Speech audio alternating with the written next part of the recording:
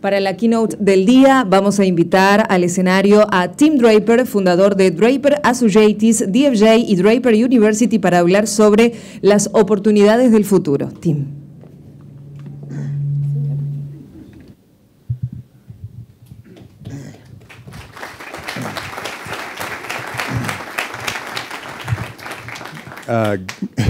Gracias. Tres puntas en español y después inglés. Uno, el mundo es cambiando.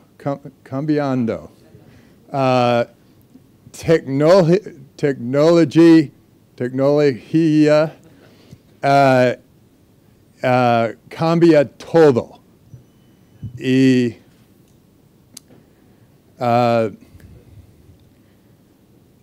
los governments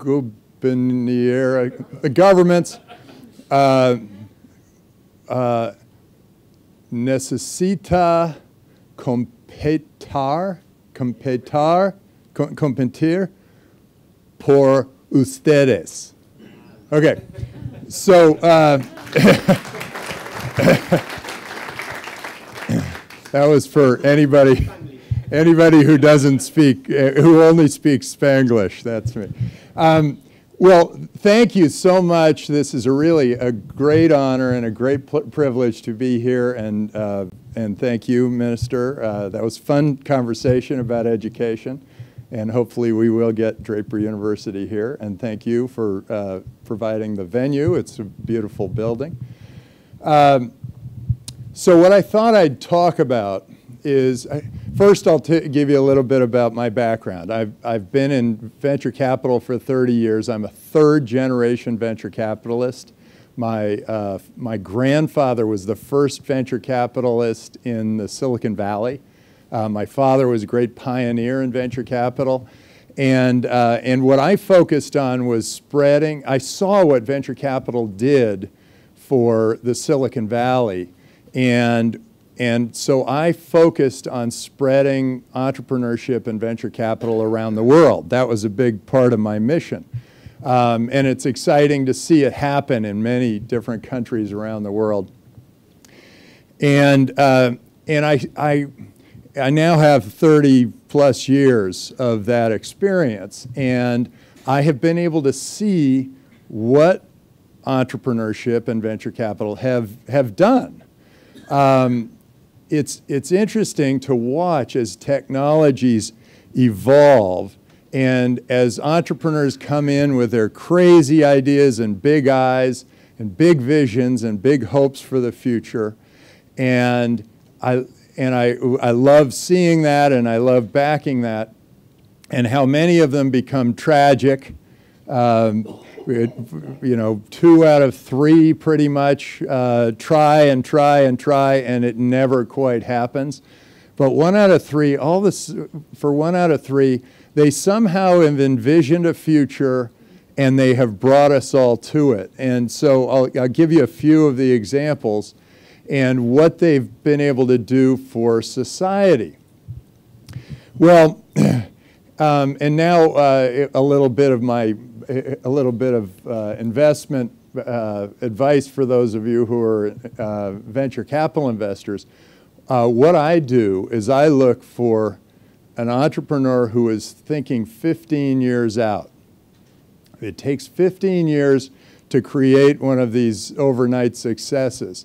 And the other thing I look for is an industry where they are providing really bad service at a high cost. And so those are usually monopolies or oligopolies where there are only a few providers and you're stuck with them and you have to keep paying. And it's that bill you just keep paying because you have to, but there's nothing else there. Well, then a new technology sweeps in and it changes all that. It has the effect of potentially changing everything. And so, so I have been able to see this. When the computers swept in, all of a sudden people were able to do things that they never could do before, design new kinds of products because of the new CAD tools, whole variety of different things. And then the internet swept in, and that had the potential, that really changed many industries. The communications industry was a big oligopoly with 6 major providers, the baby bells, and they were doing all the communication, and we paid huge amounts for telephone service, and we just had to keep paying because it was the only way to go. Well, then Skype came in and completely transformed that industry. They had a new technology, this peer-to-peer file sharing technology, and they were able to sweep it right through that industry. And even before that, we were stuck with one post office. And that was, we used to, this is how old I am, we used to lick lick poison envelopes and handwrite these letters, and my handwriting was never that good, so nobody really understood what I was saying, and it would then go into a car that went into an airplane to another car that would eventually get there, usually way too late for anything interesting to have happened, and then it would have to happen on the way back if they wanted to respond to me. Well, we had these 2 guys come in. They were 26 years old. They came in full of energy, and they said, we're going to, first they came in with one idea, and then on their way out, you know, we said, no, not interesting. And then they said, well, we do have another idea. And we said, okay, well, what's that? And they said, well, we're going to do web-based email. We're going to make it free for everybody. And we looked at them and we said, wait, we're venture capitalists. We need money. And they said, well, we want to give it away free, and it's not going to cost us much to do, and then we don't know, we'll probably make it up on volume or something. And so we backed them just because we thought it was crazy enough. And that was Hotmail. And so I said in the first board meeting when they said this thing's up, I said, well, how are you going to market this? And they said, we're going to put billboards on 101, and we're going to do TV ads, and we're going to radio ads, and everybody's going to know about it. And I said, well, wait a second, we gave you $100,000. Even if you use the whole thing, that's like a postage stamp on the billboard or on TV. It's like a nanosecond of airtime. And I said, isn't there another way we can do that? And I said, can't you just get it out to all those people on the internet? And they said, oh no, that would be spamming. That was a new word for me. And I said, okay, well, why don't you put a little message at the bottom of everybody's screen that says, P.S., I love you, get your free email at Hotmail. And they looked at me and they thought, of all the investors we talked to, why was this the guy that funded us? And I kept pounding and pounding and pounding. I said, don't you get it? If I send you an email and you send it to the next person, eventually this reaches everybody. And I kept pounding, and they said, okay, we'll do it, but no P.S. I love you. Now, to this day, I think we would have had a much more peaceful and loving world if we had kept the P.S. I love you. But in any case, they did it, and they spread it. It spread to 11 million users in 18 months, and it gave me a window on something. In fact, one of the founders was Indian, and he sent his friend in India one email, and it spread to 100,000 Indian registered users in 3 weeks. And I thought, oh my gosh, the world is just going to open up. This is going to be amazing. And so I got a window on something, and that was that geographic borders are starting to fall. And any new technology that is really useful will spread all the way around the world faster than it ever did before.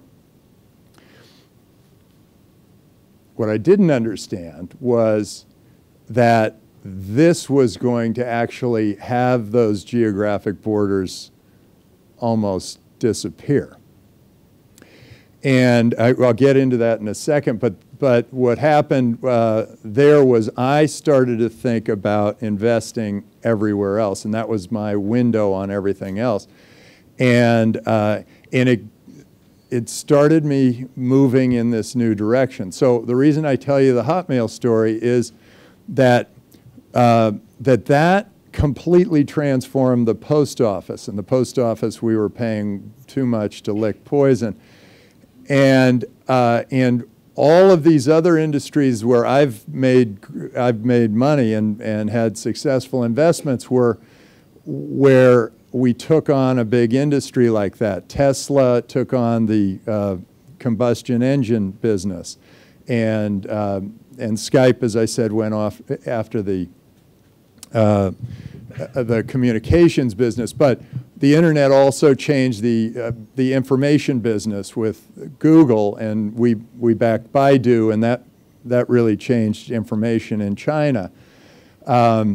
It changed the gaming business. It changed all entertainment. It changed many, many industries that were kind of controlled by a central group of people. Well, that's what's going to happen to a whole bunch of other industries now. And why do I say that? Well, the internet also it changed a lot of things, but it also opened up our smartphones, and our smartphones started to change other industries. I understand you guys have banned Uber here, but boy, it's awesome. And you're the minister of product. That's the greatest, one of the greatest productivity tools ever. And I wish I had backed it. I didn't, but it's amazing. See if you can get that back on track.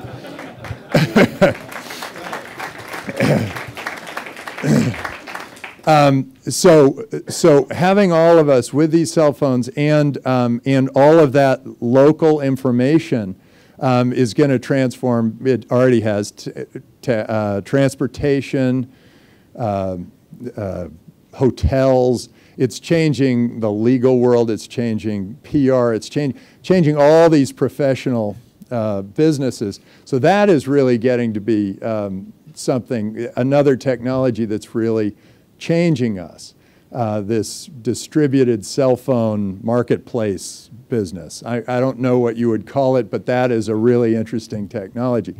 So now there's a new technology, and it is really extraordinary, and it has the ability to change some other industries that have that somehow or another have not been as affected by the internet.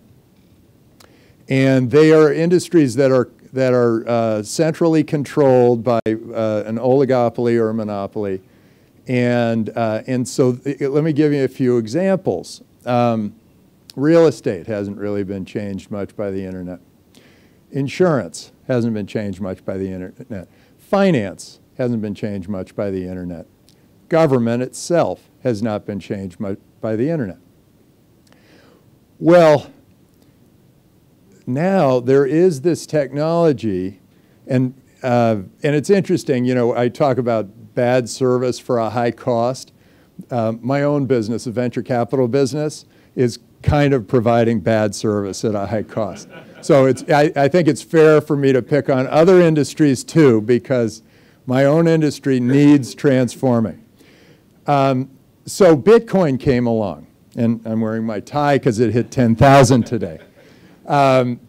It came along, and it came along with a new technology called the blockchain, which is really unbelievably transformative.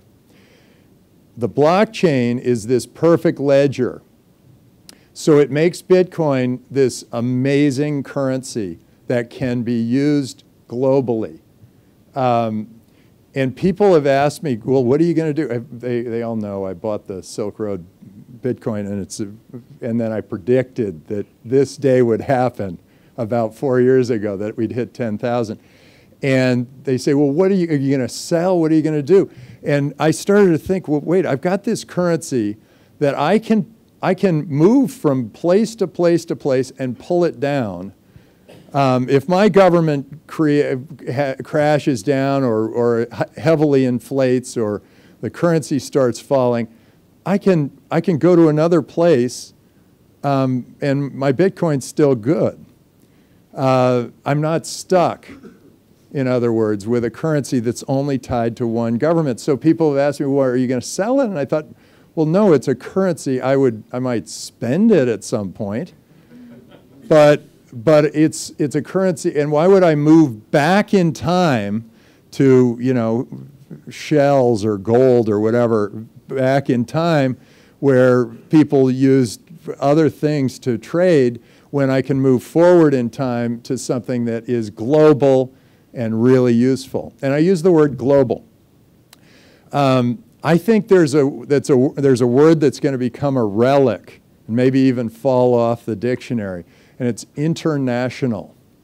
And I'm thinking, because all of us are so mobile, we can take our phones, we can communicate anywhere we want to communicate, we can go across borders, we can try different things, we can test out different governments.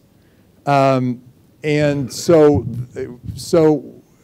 I'll get into government in a second, but it makes us people of the world, and it makes us think in terms of being global.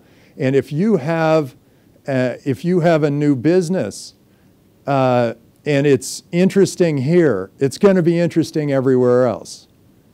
And so I recommend that you think in terms of using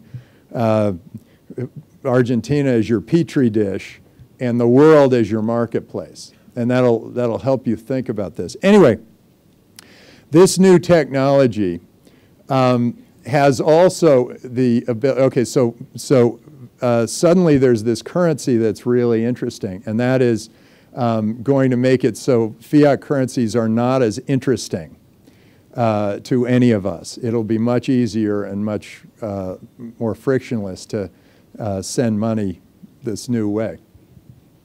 Well, then the blockchain comes along, and it's a perfect ledger. So that means that it keeps perfect track of where all that Bitcoin goes. And that means that you can potentially have a business that completely runs on Bitcoin, and the ledger is already done, so you don't have to hire the accountant. So then there were some very clever people who created a smart contract, which was built on this blockchain, because it is this perfect ledger and it keeps perfect track, and it can be tied to an event that happens in the future. So let's say you and I bet on Brazil versus Argentina in the soccer game, okay? And we each bet a peso. We'll each bet a Bitcoin, a little more. and we go to the game, and we both put them up on the blockchain. Well, we've already put a contract in place up there on the blockchain, and so when the event happens, when Argentina beats Brazil, you get 2 Bitcoin. And it happens without me having to, without either of us having to work through lawyers, through anything else. It just happened immediately. Boom, like that. So this is another technology that is now looking at changing all of these things. So go back to real estate. Real estate hasn't changed forever. Well, you can do your title on the blockchain. It's much safer, much more secure, much better record keeping than any local government has on your real estate. Think of insurance. You now have an insurance contract. If the earthquake happens, you get your money. Boom, done. You don't have to go through anybody, who looks at you and says, well, wait, did you explode something? Whatever. And then government. Let's get into government. This is interesting. I went to Estonia and met with their prime minister and their president. Their prime minister actually came to Draper University, and he said, just by instituting digital signatures, we saved 2% of our GDP. I went, whoa. And he said, and then by doing digital voting, all the young people started to vote. Apparently they didn't like those creepy voting booths. And then by doing digital identity, our crime rate went down and the business climate went up.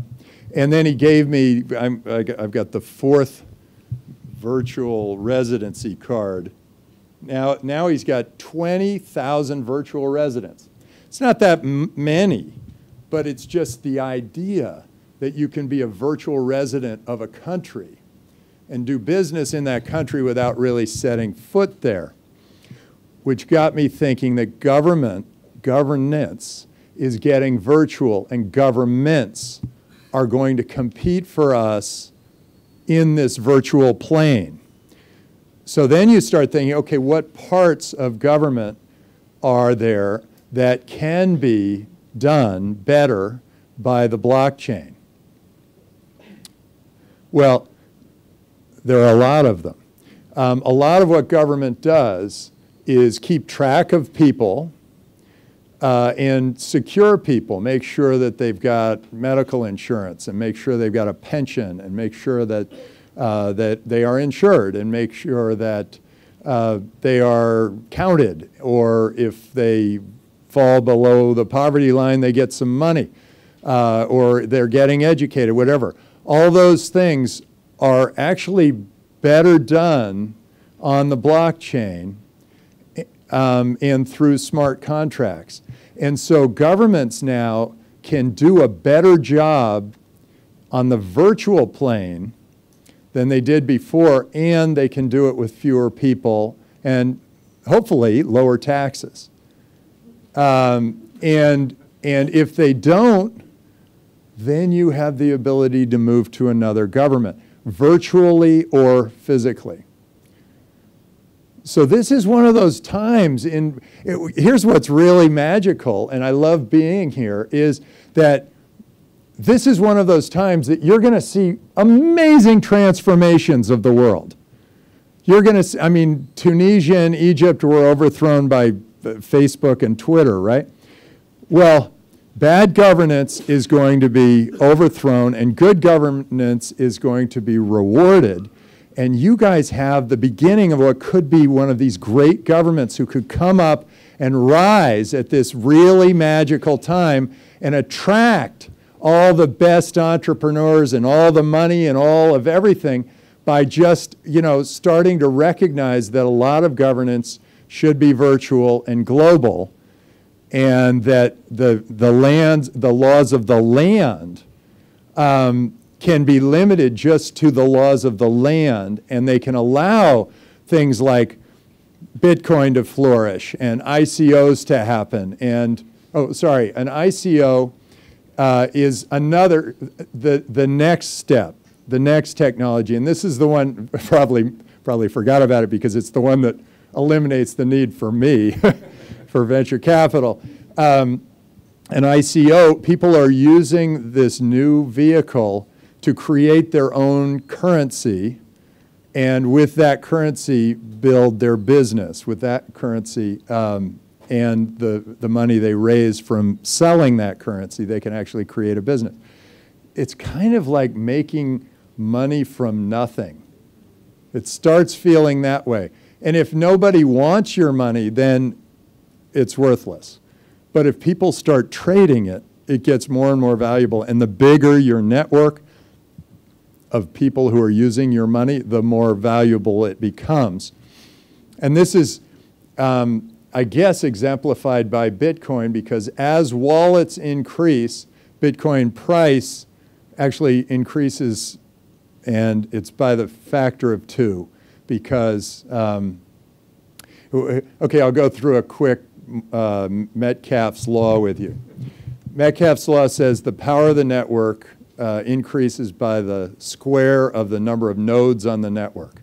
If I create a coin and it's just me, nobody cares and it's 0. But if there are 2 of us, then there's 1 link. Okay, so that's worth 1. And then if there are 3 of us, there are 3 links. So then it's worth 3. And if there are 4 of us, there are 6 links. 5, 10 links. 6, 15 links.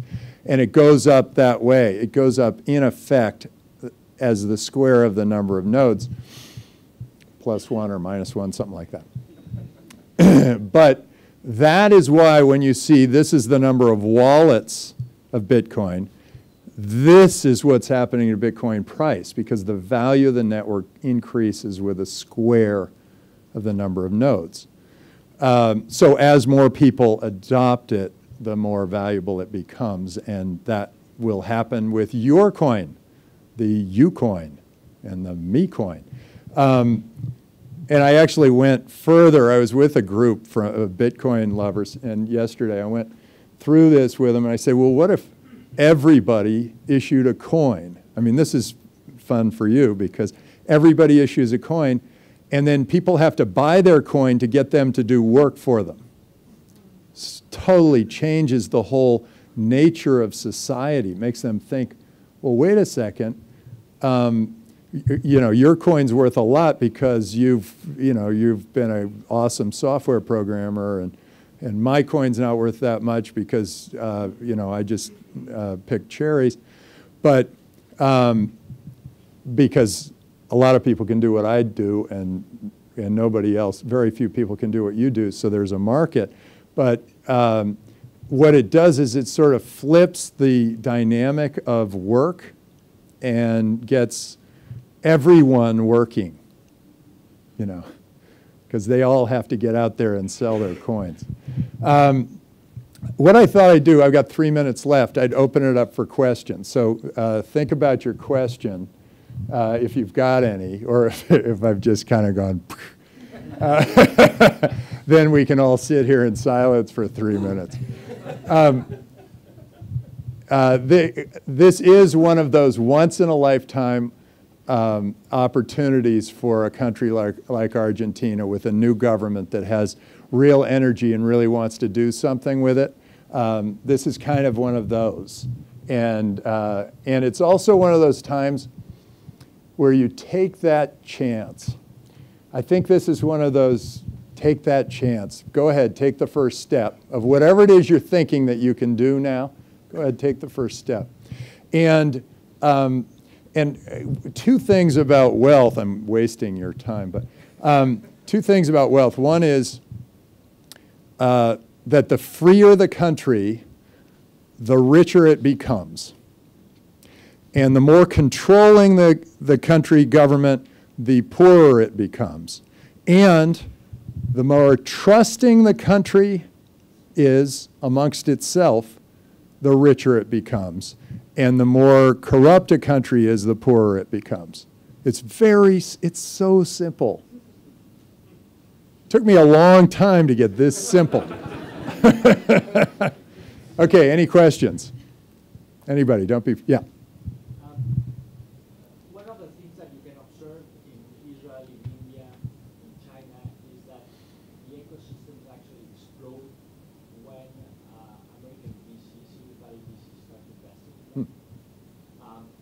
So maybe the case in Argentina that it's important to have Silicon Valley VCs. What do you think will take to really have density of investment from there? You know, it's really interesting because I was the first Silicon Valley venture capitalist to go into China, so thank you. And when I did it, everybody thought I was crazy, same as the prediction on Bitcoin and all the other things I seem to do. But they thought I was crazy, and then I went and I talked to these people, and they said, invest in China. I talked to the Minister of Finance, invest in China. I said, I'm not going to invest in China. You guys nationalize everything that become successful. You come and you steal it from the entrepreneurs. He said, what would you suggest? I said, I would suggest if somebody makes money here that they are able to repatriate their money and show all their friends that they've made money. And so I backed Baidu. It went public. It was this huge public offering. And then all my friends, you know, it took 10 years or something. Then all my friends in the venture business created a China office and flew out there and flooded the place with money. And it was all because China opened up. And they said, okay, we're going to open up and we're going to let it happen. Well, now China's, that idiot, is saying, we're going to control the currency. We're not going to let the money out. Who's going to invest in a country where you know they're not letting the money come back out? And then they say we're going to ban ICOs and Bitcoin's illegal here. I mean, they said Bitcoin's illegal here, and Bitcoin dropped like 1%, and then the next day it was up 6% or something. And it was because any time a government is banning something like that, you know they're just paranoid that it's too big an opportunity and that it's going to happen in some other government because they're all competing with each other. So he totally blew it. But open freedom, it will attract the early adopters, me, and others, and they will come and be curious. And another thing I think is that you should try to get one of those major conferences like Web Summit to come here. It's a gorgeous place. And you can get 60,000 of these entrepreneurs and venture capitalists, early adopters. They can all come. Be really cool. Yeah. Yeah. How do you measure the risk of inequality in your vision of the future? It's interesting, the risk of inequality. So, so I think everybody wins. Here's something I don't believe. There's a term that's gotten into the government in America that is entitled. And it's like, I'm entitled to whatever. I'm entitled. You just got born naked into this planet. You're not entitled to anything. You've got to go get a job, earn money, go make something happen. As soon as I start hearing entitled, I think that's the beginning of the end of a society. That's like Rome burning while Nero plays the violin or whatever. You need to have a really strong work ethic, and you've got to have everybody working. The key is everybody works. It doesn't matter what they're doing. They just have to work. In this new society, think about AI. A lot of people are talking about AI is going to take all the jobs. Great! That means that there are going to be better things for all of us to do because those jobs are all these menial, crummy things that we're having humans do. They're not going to have to do that anymore, and they can use their creative minds for something better. And that's the attitude, and it's a changing attitude. It's a human ability to adapt to change attitude that needs to happen. And it's interesting, you know, in this world that I'm talking about, fortunes will come and go. And it may be that it makes sense for us to do a universal basic income thing. That's kind of a good thing. Everybody feels kind of, okay, worst case, I fall back on something where I know I can at least have a banana a day or something. But it's entitled to a TV, entitled to a car. I don't think that's right. I don't think you're entitled to any. Go earn it. Make it happen. And fortunes will come and go. I mean, there is a whole new group of people who are making a fortune right now in all these alternative currencies, and that's great. I mean, the unbanked now are getting rich because these were people who would come to the bank and say, "Hi, I've got, you know, 120 pesos, and I want to open a bank account." And the banker goes, "No, go away," because it costs them like 400 pesos to just handle the regulations for every one of his accounts. So all those people were unbanked. That was like half the population of the earth. And now they can all participate in this world economy. And so we've just given them, these ICOs and Bitcoin, we've just given half the world the opportunity to participate in the world economy. I think it's really awesome. And the difference, I don't think, is as important as the overall wealth of society. Yeah. Oh, I got one more. One more?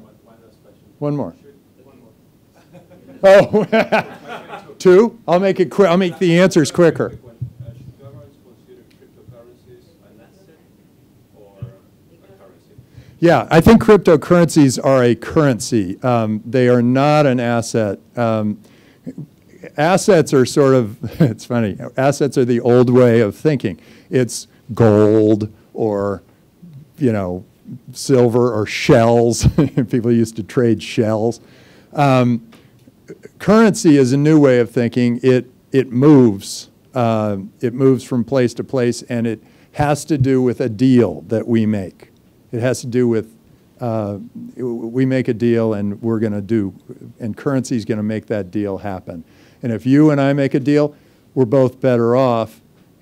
And then if we bring him in on the deal, all three of us will be better off. So, so I think it ends up being better if it's a currency.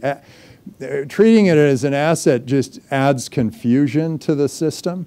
And I don't think it adds to the tax base. I think it kind of ruins the tax base because then people don't know how to manage this. The U.S. is having a lot of trouble struggling with this, but I think it's a currency. Is there a woman who wants to ask a question? I'd like that. Okay, yeah. Yeah, but you've got to stand up and speak from the diaphragm. Oh, no. Okay. So I want to ask you, because you talk about virtual residencies, and you just talk about China and all the issues and legal issues. So how do you think to convince other governments to make that? Well, I think I don't even think I have to be the one to convince all the other governments, although I do travel and meet with a lot of prime ministers. But I think they are going to see it. They're going to see it. I've ran through Europe last year, and I met with a whole bunch of prime ministers, and each one kind of said, how do we get you into our country? How do we get money, people, entrepreneurs into our country? And I say, look, freedom equals wealth. And they go, oh. I kind of like my control over my people. But what happens is they start seeing their people leave. And they see money leave. And they see, you know, other countries nearby becoming very wealthy at their expense. And they're thinking, well, what do I do now? And then all of a sudden it's like, hey, freedom, here, come on. So that's how it's going to happen. It's just the way you go out and you buy a refrigerator or whatever. You go and you see which one's the best. That's the way you'll look at governments in the future. And they, the refrigerator makers, will be looking at you and saying, well, why is everybody buying that refrigerator? Okay, same thinking. Okay, great. Thank you. I got the hook.